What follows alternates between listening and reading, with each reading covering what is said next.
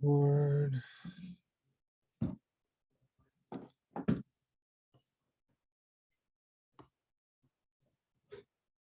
All right. So we'll solve it real quick.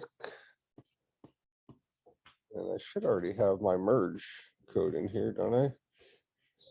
Or I might be running an old version of Racket here. We'll just say, don't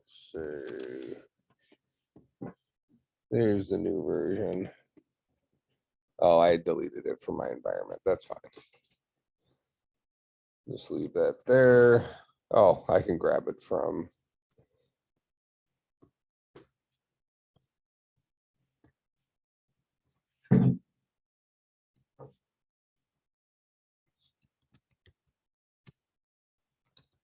All right, so I'll throw merge back in there. So now I have merge. Put it on the screen. Nope. Nope. You ask too much.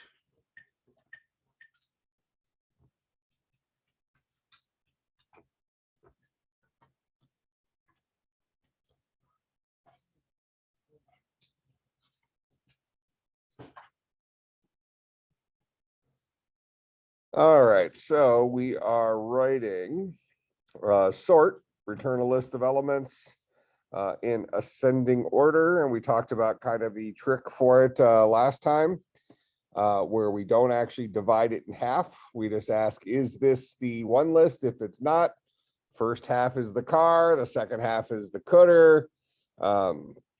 Merge the result of those two sides together. So define sort.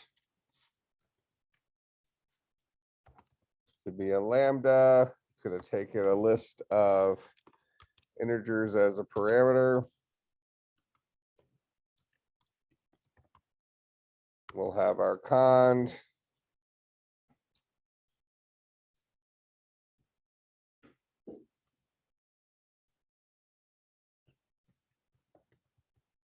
Null list of integers, just boil down to the empty list, our same pattern. We actually probably could have gotten away with even doing that because of the nature of how merge works, but it's not going to hurt anything. Then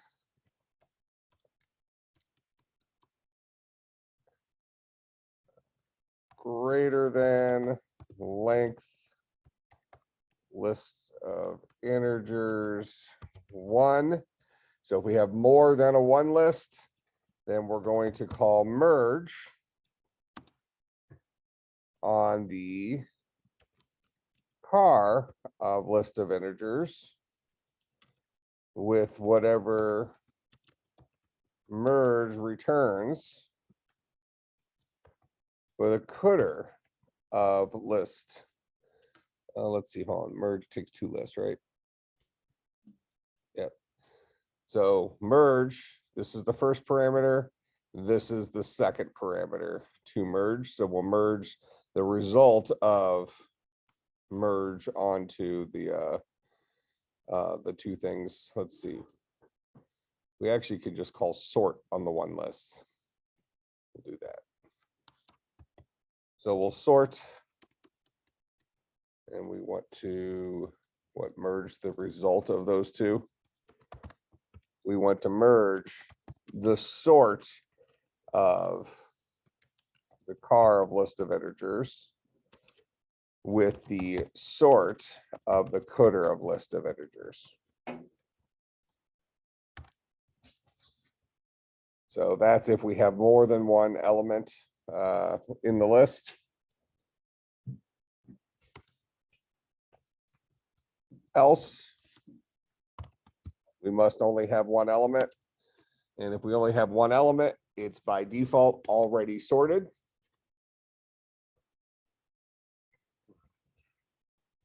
So we'll just return that list. All right, let's make sure we're putting this thing together enough first. So eventually we're going to call the sort on the cooter, which will be the empty list.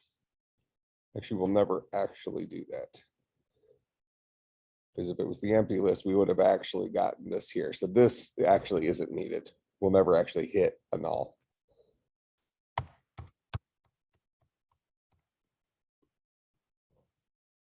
So it's either bigger than a one list. If it's bigger than a one list, we'll merge whatever sort returns for the sort returns requires a list.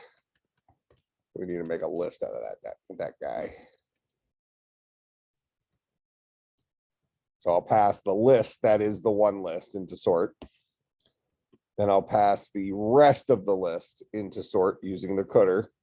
I'll merge those two together, and that's what we do when we have greater than a one list. If we have exactly a one list, we don't need to do a merge because it's already sorted.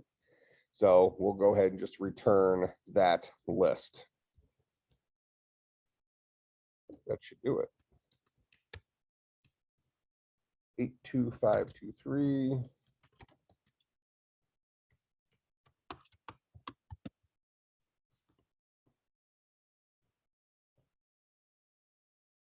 Oh, that's right. We'll call this guy sort S.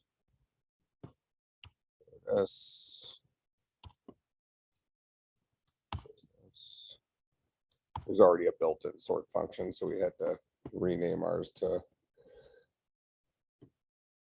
So there's 22358. So something along those lines. Go ahead. So don't we not need to call the sort S on the part of the list? You wouldn't actually have to. You could have just done what you know is going to happen. So you would have created the list.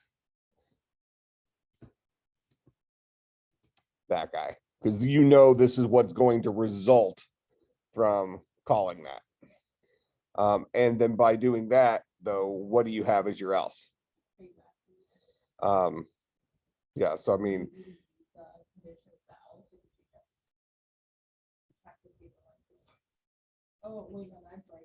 yeah, a con requires an else. So really the challenge with not doing that is you don't actually have something to do with the else. I'm sure there's a way around it. But then it would break out if it's a one list, because it would be right?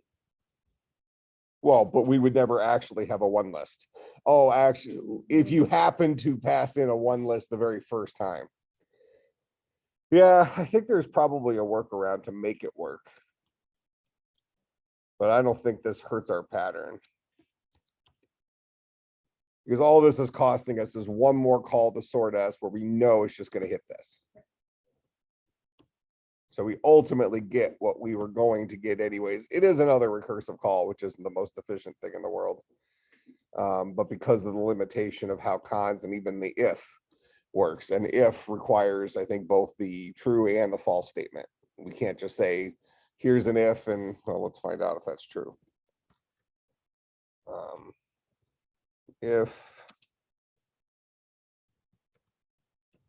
less than 5, 3,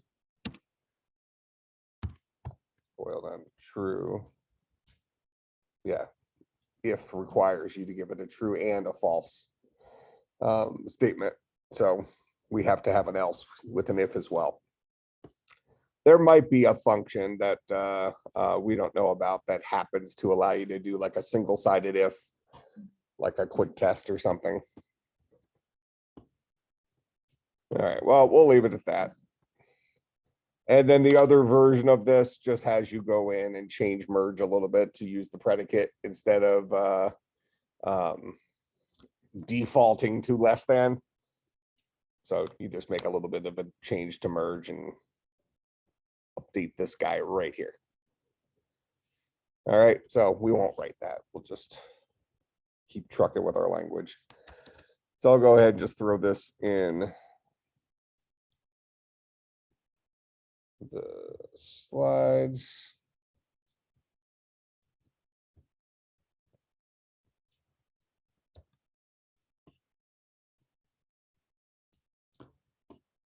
Okie dokie.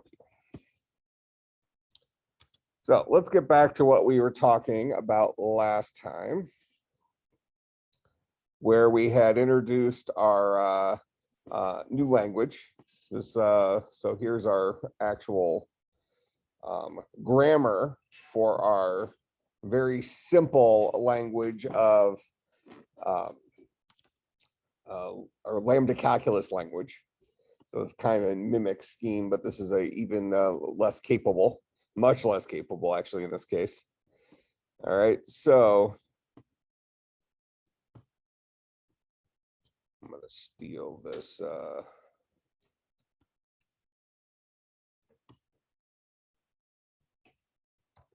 This guy first language. All right, so we really have three different things here. We have a var expression.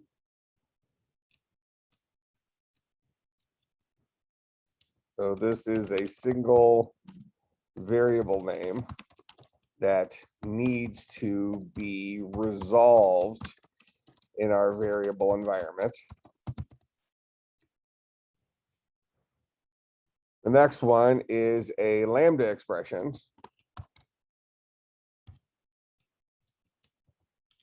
This is an unnamed function that in this case takes exactly one parameter. No more, no less. That's what this single thing here is. All right, so this is a list whose first element is the word lambda, whose second element is a list containing exactly one thing. It's a one list.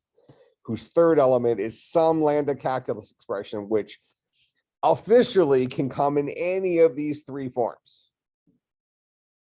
All right, but realistically, we would probably have it come in the form of a var expression right now, because we don't have the ability to do like math and stuff. You know, we might say that a simple function might take in some identifier, resolve it, and then have our, you know, maybe add 3 to it, something like that. But we don't even know how to do math. Our language doesn't support math yet. All right, so we can't do a whole lot with our programming language yet. This last one, we're going to call this guy an app expression. So this is the way a function is applied to an input.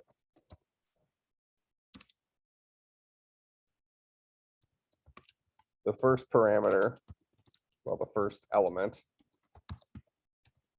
of the list would be expected to be a lambda expression. And the second element would be expected to be a var expression.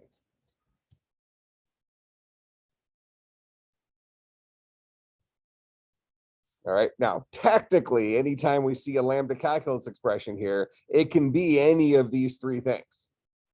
But we have to get down to, in our current simplified language, what ends up making sense. Go ahead.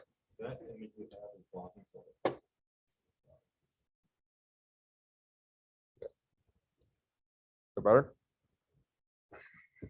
Not better.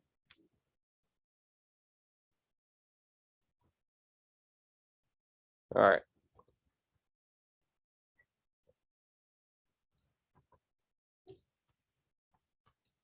All right. So we have to decide, how do we work with a language? We can write code in our language, but then we have two steps. On one hand, well, so if I wrote something in my language here, just an identifier like an A, my output there should, what should I do if I just had an A? If I come out here to, let's say, did I define anything up here? Here, we'll just do this. We'll say, define A to be a 7. And if I then just type in A, that's an example of a var expression, right? This should just boil down to its value. Make sense? So there's my value of A is a 7 because I saw just an identifier of our expression. And what do we do as a result of an identifier? We have to resolve it. look it up in our variable environment. All right. Otherwise, if I see something in this form, what's going to be the output of this?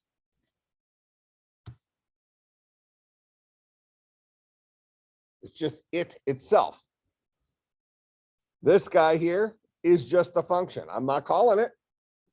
I'm not even naming it. I'm not storing it anywhere. It is a function that had no use. And you get a little insight here into how scheme might represent functions. You know, they take whatever your parameters are and they call it A1, A2, A3, A4, just to keep them in the right order, and then do a replace throughout. Anytime you had an X, it's an A1, so on and so forth. All right. So this right here, we can say is an important part of the language, but isn't useful in and of itself. We have to leverage that with something else. So that's where we would say we would have our app expression. We would pass it a lambda XX, and then we would pass it a identifier. So here's my var expression A. I'm going to, that guy's going to get resolved into its value, which should be a 7. 7 will get passed in for the X. And then what does this guy boil down to? It boils down to the 7. So there's my 7. So this is passing in A, the resolved value of A, as a parameter to this lambda, and then doing the body of the lambda here. Make sense? All right, so now ultimately, we want to be able to run our program. But before we can conveniently run our program, we could probably write it, in this case, with our language being small enough, we could probably write this to work directly. But as our language is going to get bigger and bigger and bigger, we want to create 2 different pieces to our interpreter.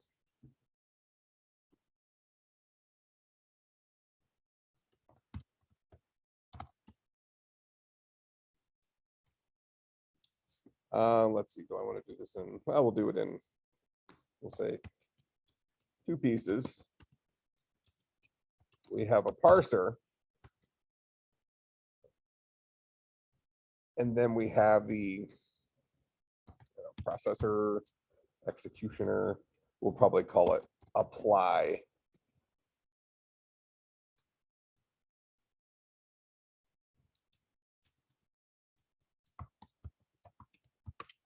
Call that.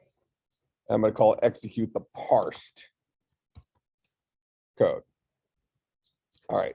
So if I'm going to take my input that started off looking like this, so like that example we just had out here, if I'm going to pass this code in and I want to parse that, I'm going to be turning it into something else, something that presumably will be easier to process by our ultimate interpreter, the thing that's going to run the code. All right, because as is, we kind of haven't labeled the different things. We could probably, in this case, it's pretty simple. We could figure out which of the things we're looking at. We can say, well, if it's a list, it's one of 2 elements, right? It's either our app expression or it's a lambda expression. Specifically, if it's a list that starts with the word lambda, must be a lambda expression. Otherwise, it's got to be that identifier dude. All right. But what we're going to go and do is we're going to write a parser that's going to go through our given code and mark it up with labels for what the different things are. All right. And that's going to make it easier for us to work with those individual pieces. All right. And that's going to become more and more important as our language gets more complex. So a parser changes the input code into a format that is easier to process by the interpreter. if we give an example of this, if our input looks something like lambda x x and then a, something like that, we want to turn this into something else. So maybe we turn this into something that says like app expression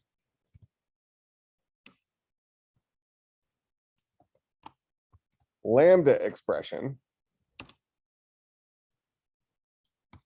Maybe that's our parameter list is the first element of our lambda expression. And if we really want to explore this out, let's call this params, like that.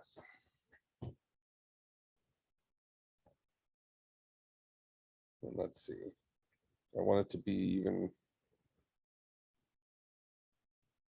I'm actually going to want to write it like that. I'm going to say params x in this case.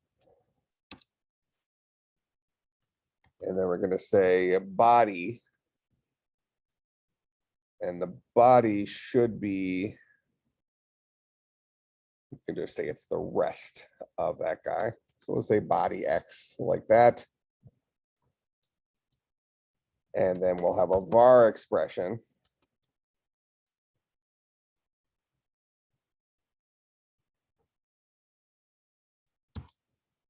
Like that.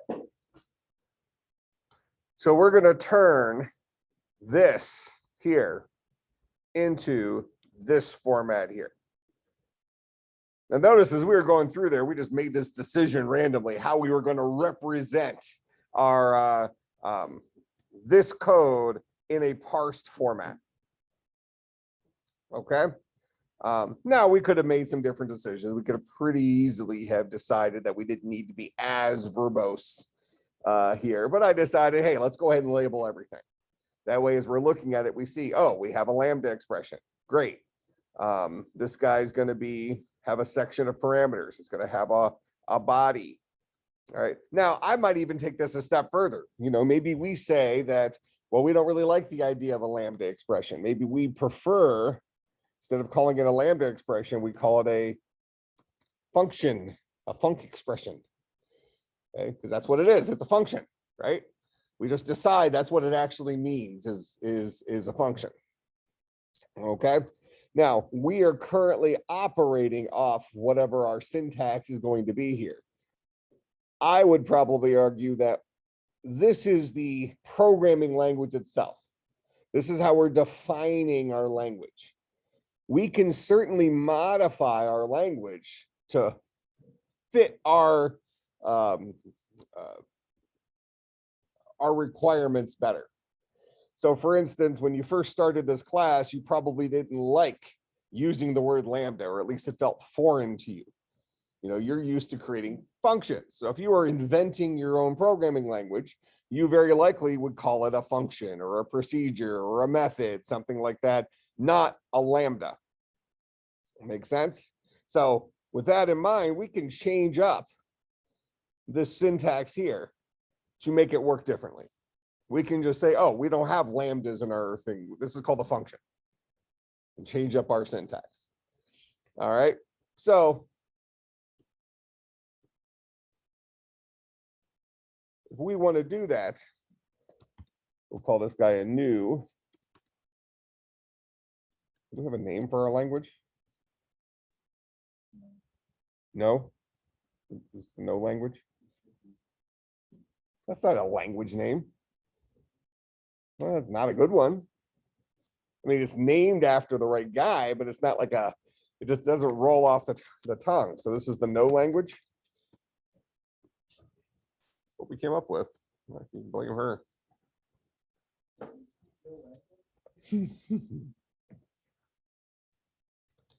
All right, so in the no language, we have our grammar. And the grammar is going to be made up of, we're just going to mimic what we just saw. It's going to be made up of 3 productions. Okay. Probably we'll say that, hey, you know what?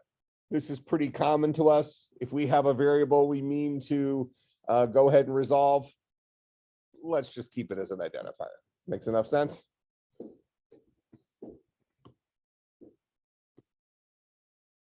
So we have an identifier.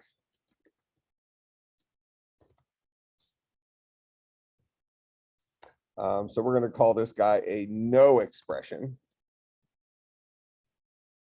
So no expressions can either be an identifier, it can be a function that has a, for right now, I'm going to call it this. Later on, we might make the decision that, oh, we can pass other things in here. But if you think about how parameters work, they're usually just placeholders for whatever was passed into it. All right, so a function is going to take in a single identifier in our first case here, and then it's going to take in a no expression. That's what the body of our function is going to take in.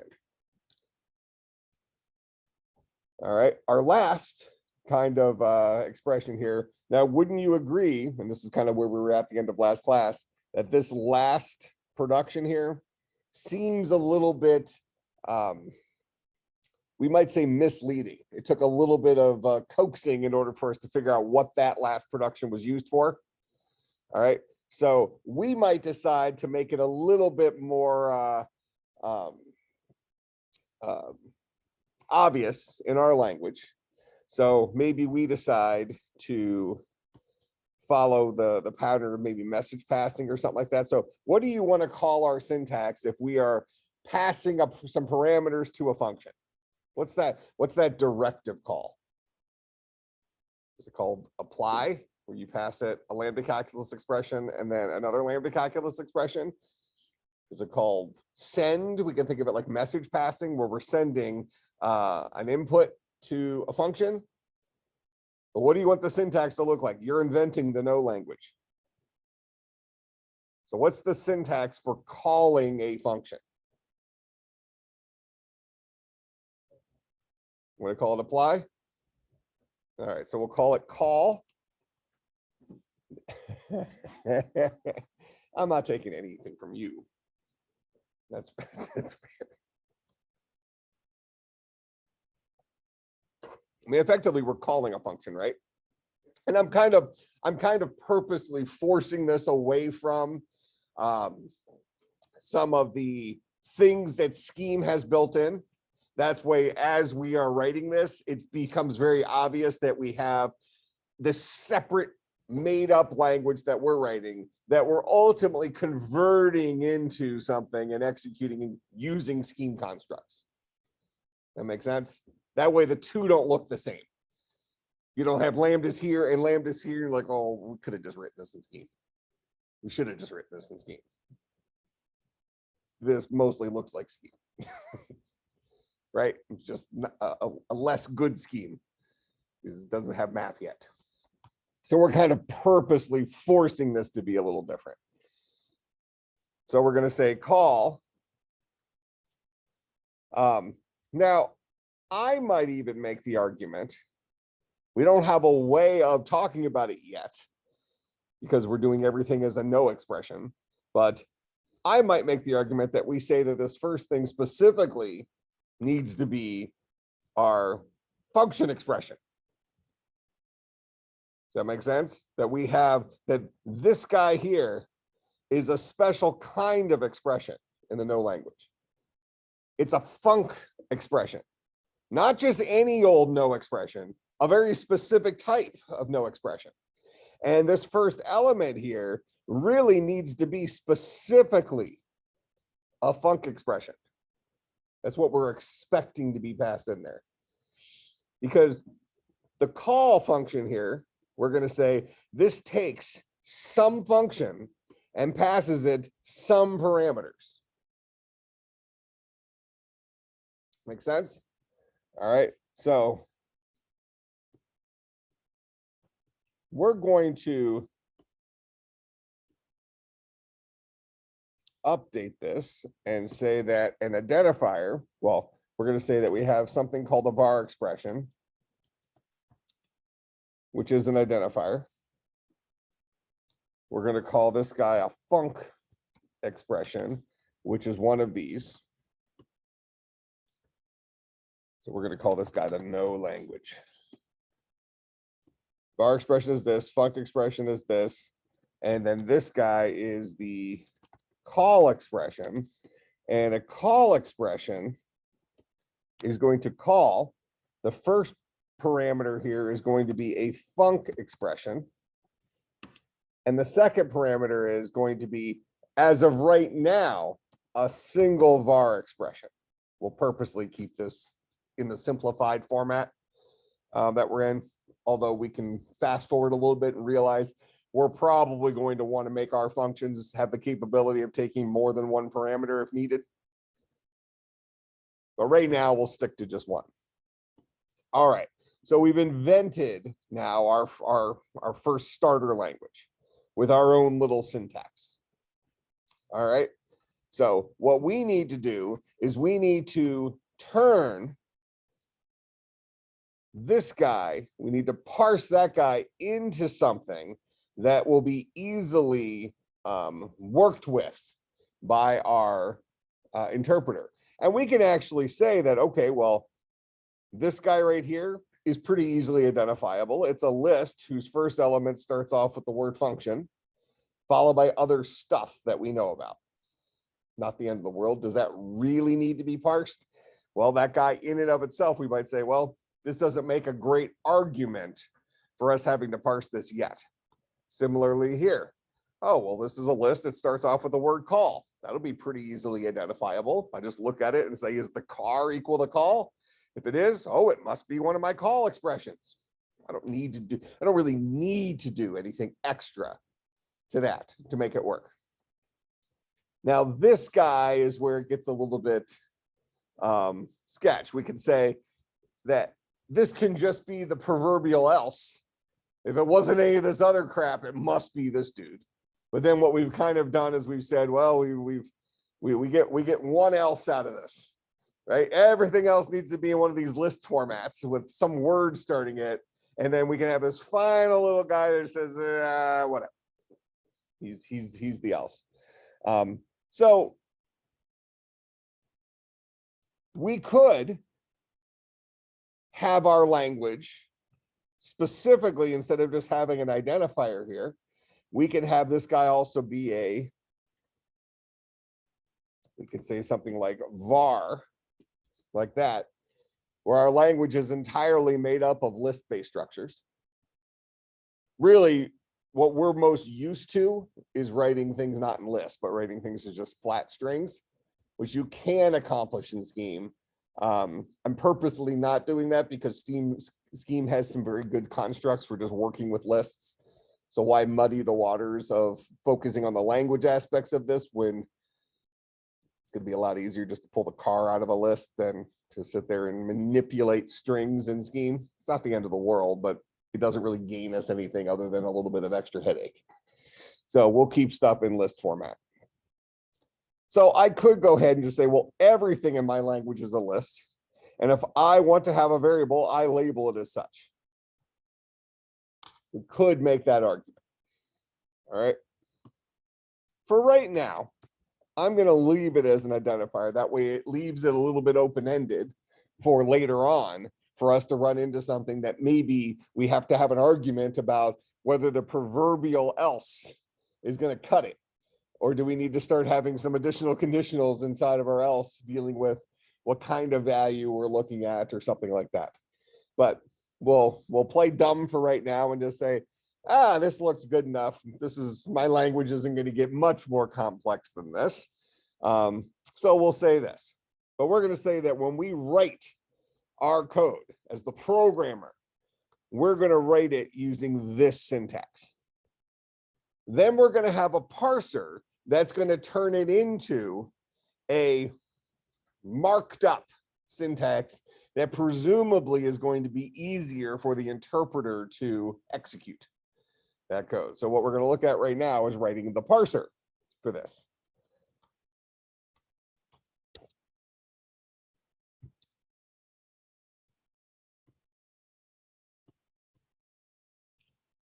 All right.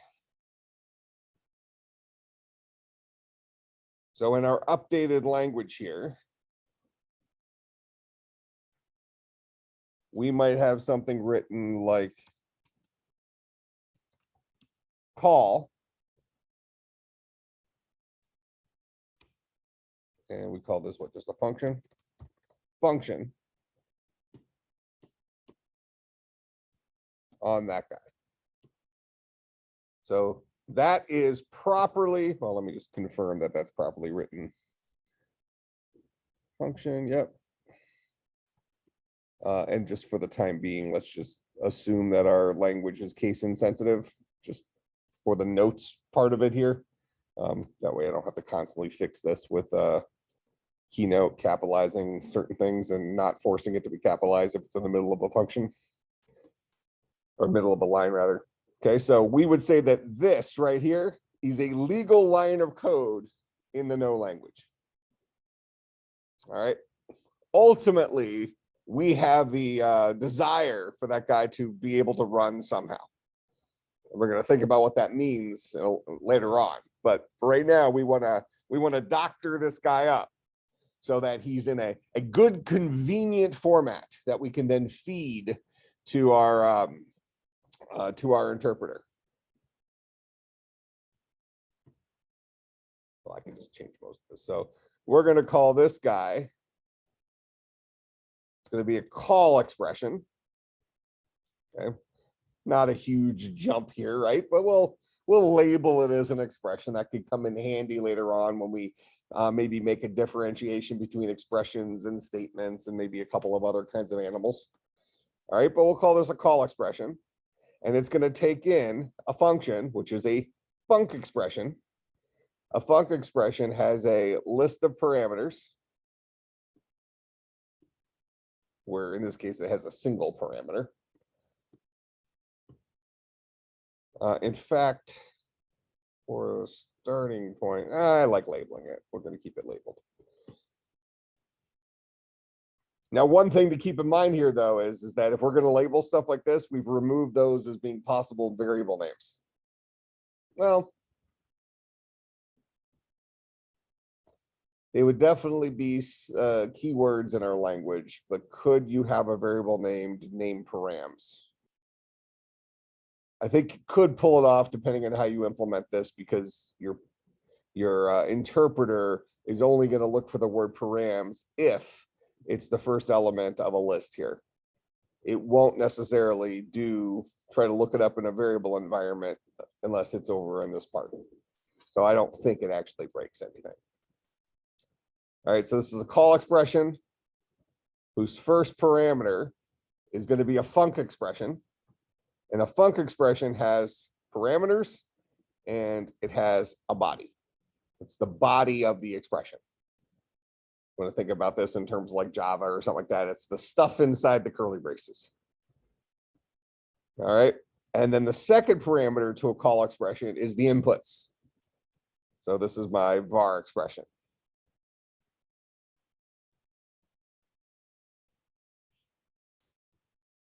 All right, that makes some sense. So we want to write a program that takes something that looks like this and turns it into something that looks like this. That program is going to be called a parser. We will parse our no language into this intermediate language that's kind of doctored up in preparation for feeding it into the interpreter. All right, so let's start writing this.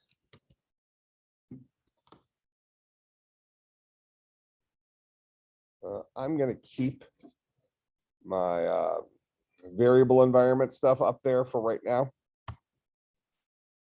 So I think you're going to find that's going to come in handy. And I'm going to go ahead and name. See, look, before they named the language code with like the symbols C0D3. Yeah, you blew the call on that one, didn't you? Hey, look. It's computer science is a very precise thing. You know, don't say something if you don't mean it.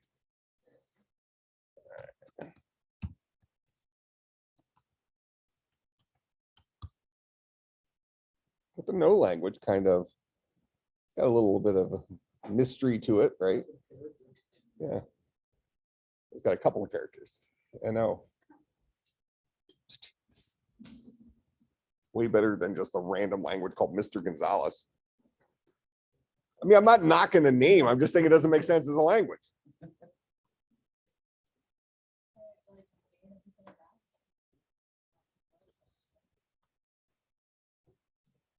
On the first day of class, I tell you the story of Mr. Gonzalez resurrecting the fish. No, it's something I would have definitely remembered. Huh? That's what it seemed like.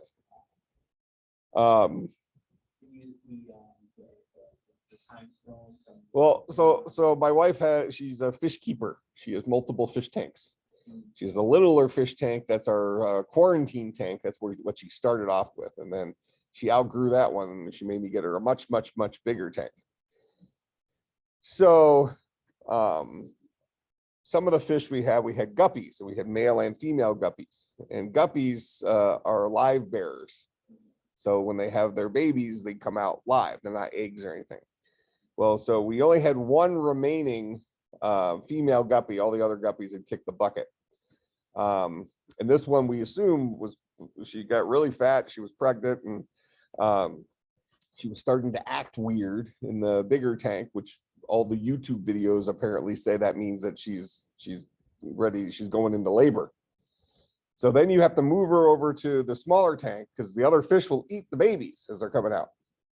All right, but now it gets even worse because the mom guppy, she'll eat the babies too. No maternal instinct whatsoever. So you have to have this special little basket that you put the mom guppy in when she has the babies, and the babies can swim out the little vents on the basket to separate themselves from mom. And then once she's done, then you can take her out and put her back in the other tank, and then you just have a tank of baby guppies. All right, so well, the birth we caught a little late in the game because she was swimming around the big tank, presumably having babies, while the other fish were following her around kind of like a buffet, just feeding off the babies. So anyways, we get her in the other tank and we find three remaining babies. I think they usually have 20 or 30. So I think three was that was the leftovers. But so we find 3 babies in there. We put her back in the other tank. After a couple of weeks, we started only seeing one of them, and they were like impossibly small, like way smaller than baby guppies should be. We thought maybe because this was like probably our first birth, she wasn't full grown when we got her. But anyways, these were impossibly small babies. We only saw one for several weeks. And then all of a sudden my wife did a water change. She said, oh, it's probably big enough to now to survive like doing a partial water change. So then we didn't see that fish for like 3 days. So my wife had written it off as dead. All right. So one day after church, where I'm messing around, Mr. Gonzalez was standing in front of the tank and I'm waving his arms around, saying we're resurrecting the fish. And if that fish didn't swim up to the front of after not seeing it for 3 days, so he resurrected this fish. Now, the funny thing here, though, is now the fish has gotten, it's still a baby, but it's gotten substantially larger. Not a guppy. It's not a guppy. So we're wondering if the mom was ever pregnant. She could just be fat because she's the biggest eater in the other tank anyways. So yeah, so it's not a guppy, it's a glow danio. Because she had gotten these glow danios like a week before that, and she quarantined them in the small tank before she moved them to the big tank. So during that, they must have laid eggs. And it just so happened that they hatched at a time that coincided with when we thought the guppy was giving birth.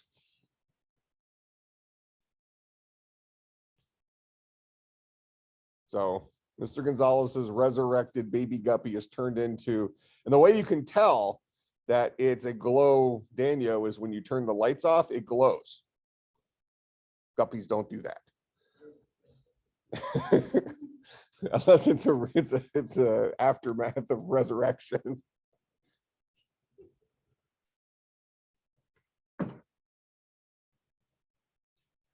Now that one's called Tic Tac. He's Tic Tac. And Mr. Gonzalez also has he has a snail called Corn. He's a yellow snail, but when he first got him, he was so tiny he looked like a little kernel of corn. But now he's much bigger than that. You know, and there's some stuff going on in the bigger tank where I think we have we have 4 total snails, and not all of them are the same gender. So there's sometimes some interesting stuff going on in the other tank. So we'll see if we end up with baby snails at some point. Yeah. I was gonna say, if the baby guppies are eaten, how do they survive? I think a lot of times they go into like plants and stuff and kind of hide out in the plants. But I mean, I really do think it's like they have a bunch with just kind of an expected loss.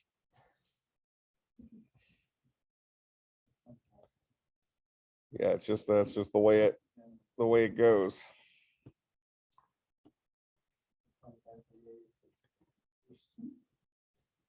And now that we have snails in both tanks, you never actually know. I mean, you have to kind of wait till you notice the fish being missing, because the snails will eat the dead fish. So you have to look for a pattern, you know, and only certain fish in the tanks have names, you know, because we have like a whole bunch of Danios. None of those have names. They're not interesting. We only have one living guppy. Her name's Missy. My wife kept calling her Little Missy for no good reason. She's not so little. She's got a gut on her. Yeah. So that's she's calling you Little Missy now? I think it's more the gut. Oh, the gut? Yeah. Oh, your gut's nothing like mine.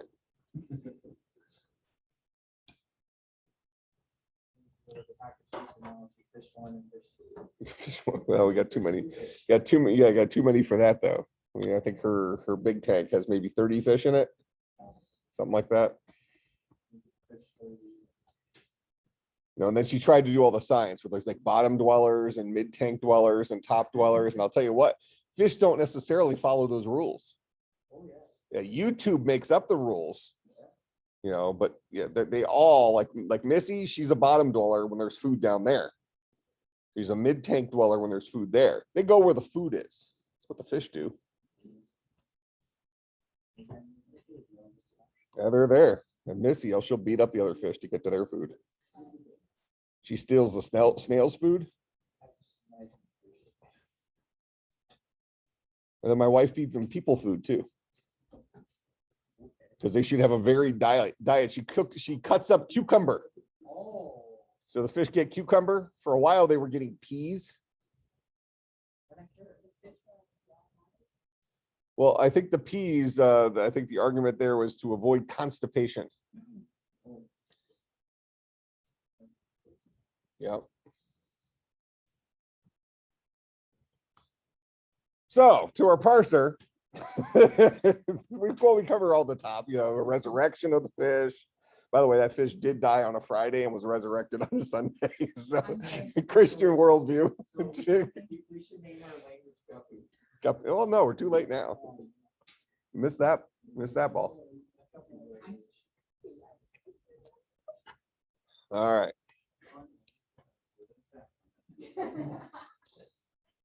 All right, so we're going to define our no parser to be a lambda that's going to take in as a parameter no code.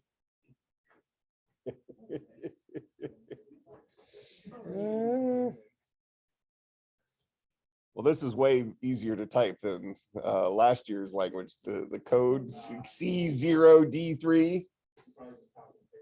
I did.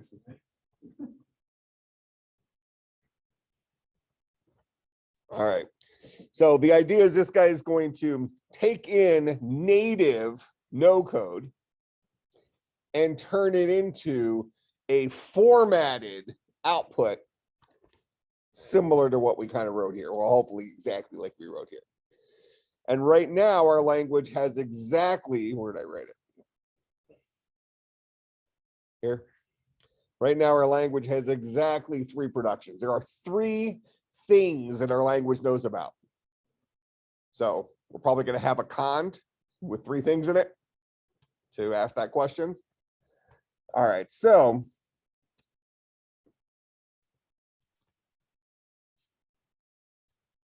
body of this guy.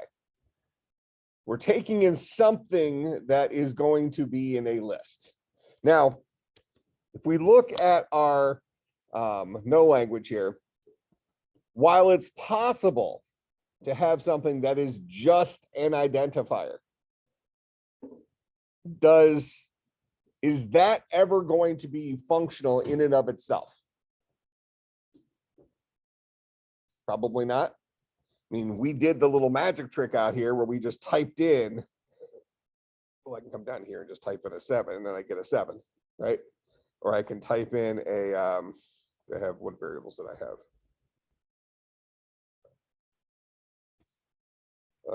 Didn't I have like a defined, I have A, I called A, yeah. So I could just type in an identifier and this guy gave me the 7. So technically, if we were making a mimicked interpreter to what Scheme does, Scheme's real-time interpreter does allow us to just type in a single identifier and get its value.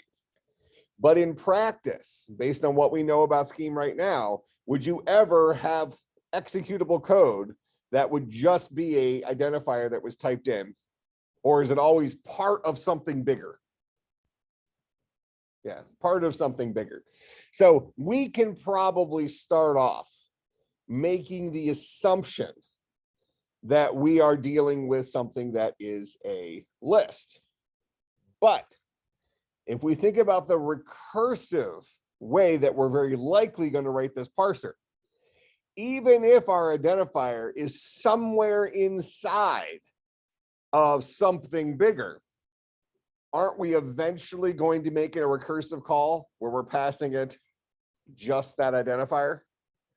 Car of a cooter or something like that, where we're passing our no parser literally just an identifier? It's probably a thing, right?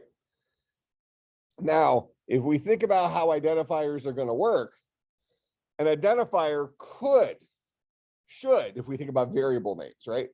Variable names are going to be like a letter or a word or something like that. So in Scheme, these things are called symbols. Have we seen the symbol predicate already? All right, so we have a way of saying, is this guy a symbol? So we're going to have our cond. Where am I at here? So we'll have our cond, and we're going to say, if no code, if what we're looking at, no code, is a symbol, that means it's that identifier type. It's our var expression. Okay. And what did we call that in here? We call what? Well, I want to look at how we had parsed it. We called it a var expression. Fine. If that's the case, we want to output var expression along with, let's see, I'm going to create a list out of this and let it do it. Var expression along with no code. So if I'm looking at an identifier, output the parsed version of that identifier, which is the list containing the word var expression followed by whatever that identifier was. Does that make sense? Next. In our current thing, we know we're dealing with a list. So the next thing we might be looking at is a list whose car is equal to function, the word function, right? That's the next thing in my It look like, actually, no, it's well, yeah, it'll be function. So something that looks like a function. So we'll say equal car of no code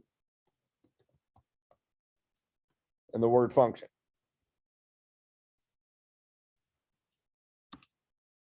If that's the kind of animal we're looking at, what do we want to turn that into? Func expression. So we're going to make a list containing func expression along with, and now things get a little bit interesting. A function has a list of parameters. And this is the car of the cooter, right? And also has a body, which is the rest, the cooter of the cooter. That the rest of that is the body. Right now, the body of our thing is pretty simplistic. All right, but this guy here, that body, is a, go back to our thing, some kind of no expression. And what do we do with no expressions? We parse them, right?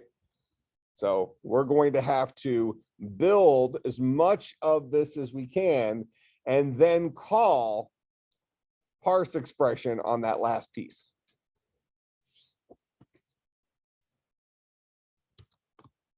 All right, so we're going to build a list containing func expression, then containing a list containing the word params. That's kind of what I've represented here, right? Containing, so func expression followed by a list containing the word params followed by whatever the parameters were. Now, I just happen to know that my parameters here, because of the way we've designed the no syntax, this guy is a list of parameters. Right now, it's a list of parameter, right? A single parameter, but it's going to be a list of stuff. So couldn't I say params? Couldn't I append the list that holds params onto this piece? This is the car of the cooter, right? So if I'm looking at, this is my no expression I'm looking at right now. The car of that is the word function. The car of the cooter is the list right now containing the X. But that's a list. So if I append the list that says, that holds params to that list, I'll be left with the list containing params and all the params.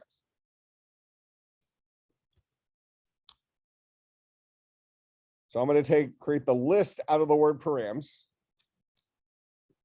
And I'm going to append that onto the car of the cooter or the catter of my no code.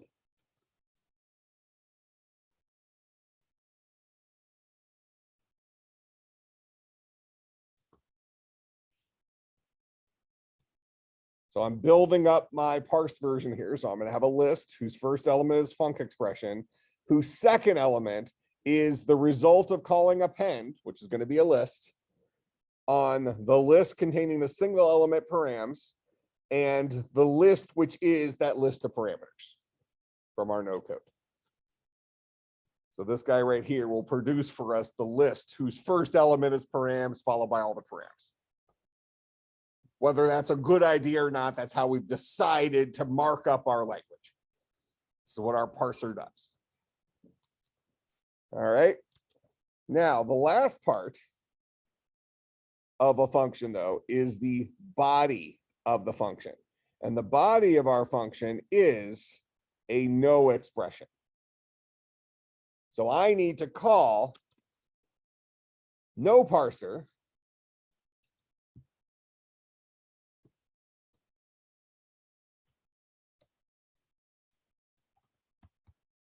so this recursive call, I'm making a recursive call to no parser, and I want to call it on the body of that guy. And the body of that guy is going to be the car of the coulter.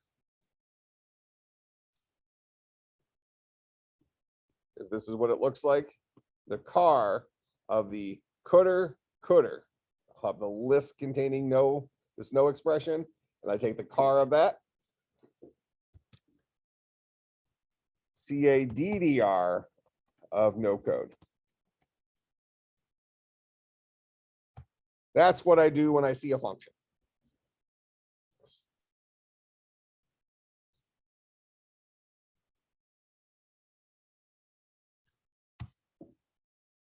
Now, for right now, we happen to know that our last part, the only other option we have in our language right now is the call expression. So we're going to throw this into the else because a con does require an else. So I'll say else, we must be dealing with a call expression. And what do we do with call expressions? Well, call expressions look like this. The word call, followed by a function expression, followed by a var expression. So this is a no expression. This is a no expression. So we call our parser on those two things. Ultimately, we want it to look like this. So we're going to create a list containing the word call expression.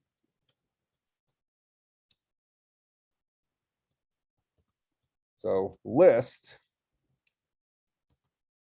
containing call expression, then containing whatever no parser returns on the first element of that list, which is the car of the coulter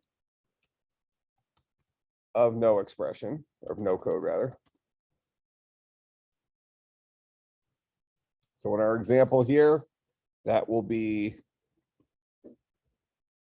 whatever parse expression returns for that dude.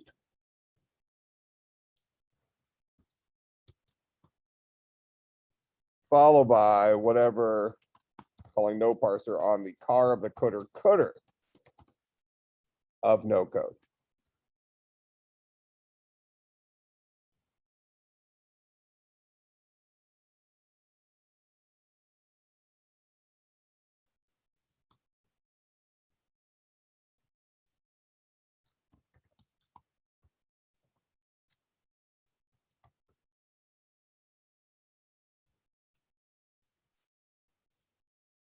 All right, so we're going to give it some sample no code.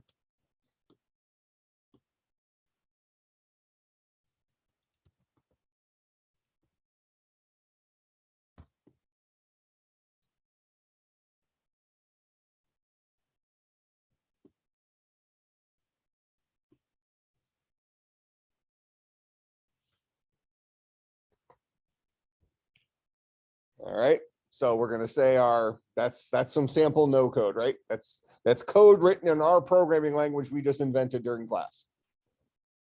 And we're going to store that in a variable here called sample no code. And then we're going to call our no parser on that sample no code.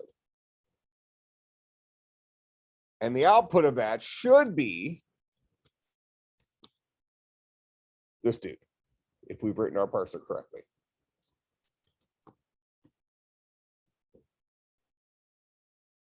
Oh, EQ question mark, right? So there's our list containing a call expression, which contains a list containing a func expression, which has a list params x, which has a list var expression x. And then the last thing is a list var expression a. Does that look like the right output?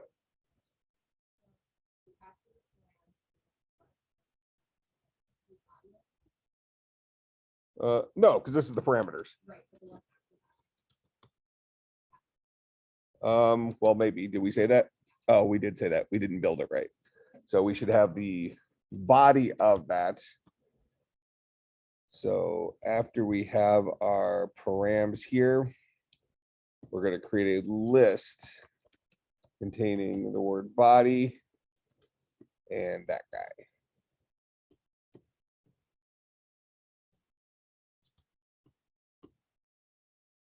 Now we have that guy. That's right. We said we were going to be verbose.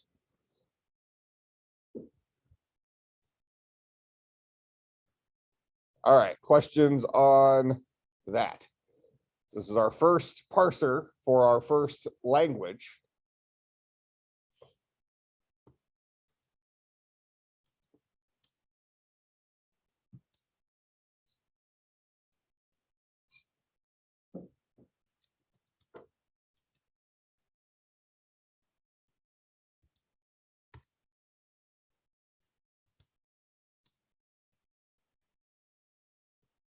Okay.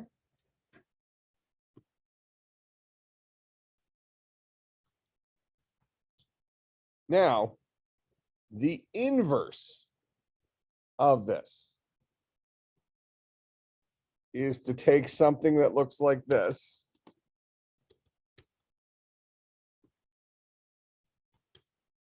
If we parse this, we get the following.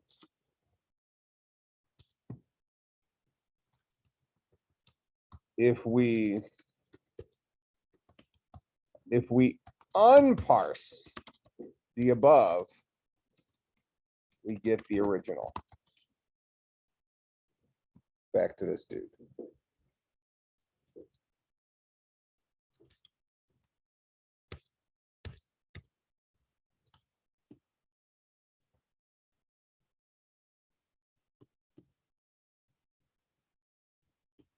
So our homework is to write unparse for our parsed no expression that we wrote in class, so that the following is true. I called my function, I called it parse, right? I called it the no parser.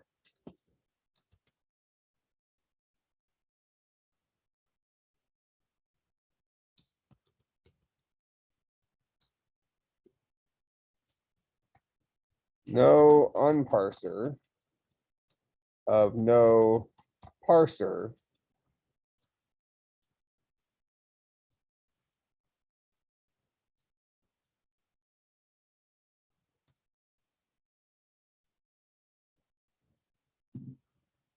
of that guy produces